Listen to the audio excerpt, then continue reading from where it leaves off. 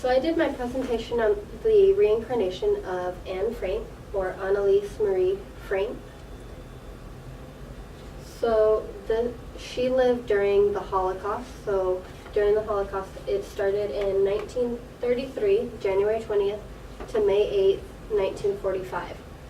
It began when Hitler became the Chancellor of Germany and then anointed himself Germany's supreme ruler. He created the genocide of World War II. Beginning in 1941, he had rounded up millions of European Jews and taken them to concentration camps where unfortunately more than 6 million European Jews were murdered. The one concentration camp that was the most deadliest was the Auschwitz concentration camp. And once they had murdered the Jews, they would put them in mass graves, and unfortunately many were never found again. When Jews would come to these concentration camps, women, men, children, and anyone with disabilities would be separated. People would be separated if they had any unique talents that were of value to the Nazis. And those who, like I said, were disabled were often sent to the chambers, gas chambers. So Annalise Marie Frank was born on June 12th in 1929.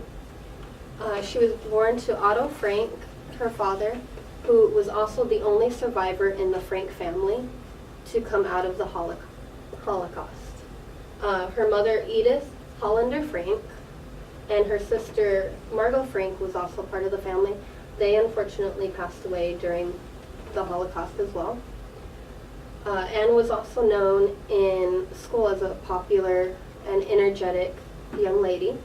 She loved to write, and she dreamed of one day becoming a famous author.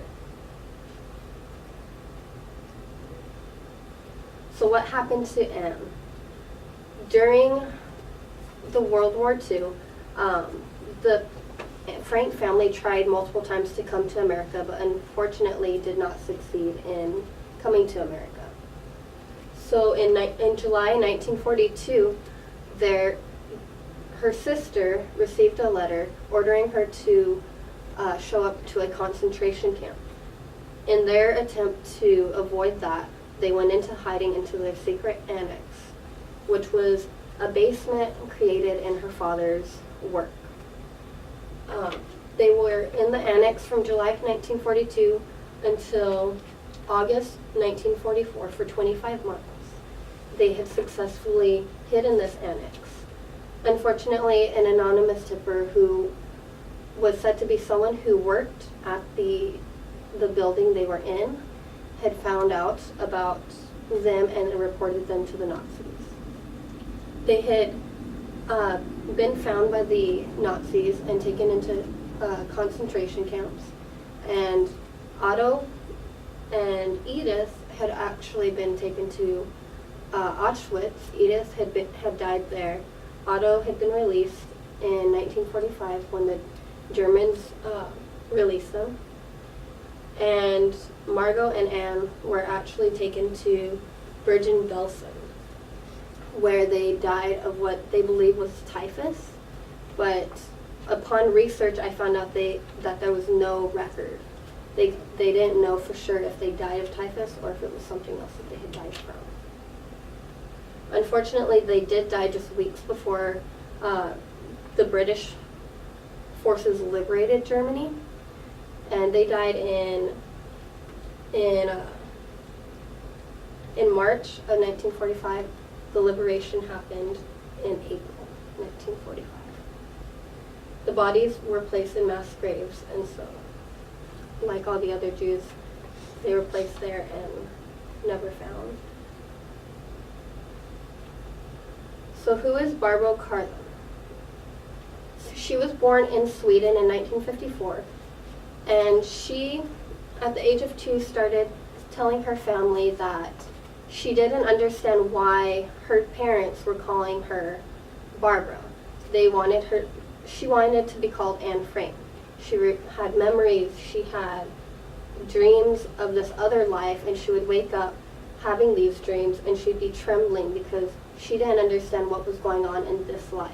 She didn't understand why her parents were who they were, why they were calling her something that she didn't want to be called.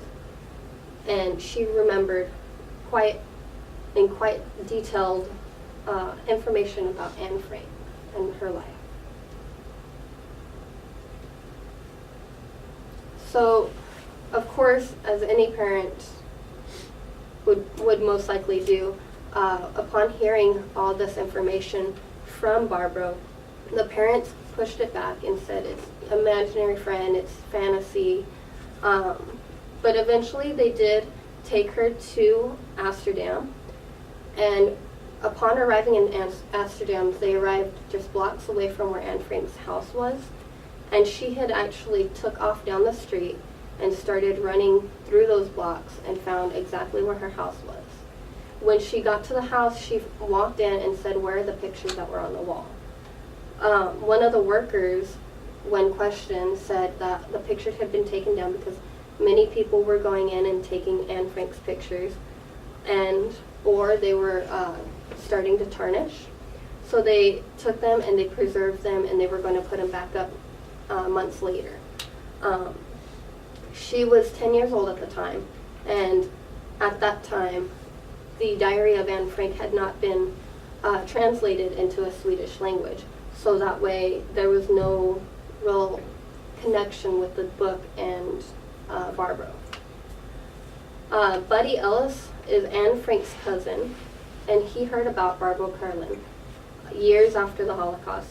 They met in person because he wanted to hear her side of the story. He wanted to know the information that she had with her, because he didn't believe her and he wanted to know the truth. Upon spending some time getting to know her and getting to hear all the things that she said, he realized that she had a lot of information that only Anne Frank could have known, because it was only shared between them. It was secrets and things that Anne Frank liked, things that were never shared with anyone else that Anne Frank did. And since then, they had become really good friends, because he now believes that she is a reincarnation of Anne Frank. So my work citation page is the History Channel for two different things. One of them is the history of Anne Frank, which gave me a lot of information of when she was born. It detailed her life and everything that she did during her short life. I also got the story of Barbara Carlin's proof that she is Anne Frank, reincarnated, from the Exemplar by Rose Nell. Julia T. Wood is where I got the information on how to do our presentation, things with the communication. I also used a YouTube video by Walter Simke, and that one helped me with Barbara Carlin. She did an interview and she discussed her books and her dreams and everything that she remembers about Anne Frank up until 14 years of age. I also did the History Channel for information on the Holocaust.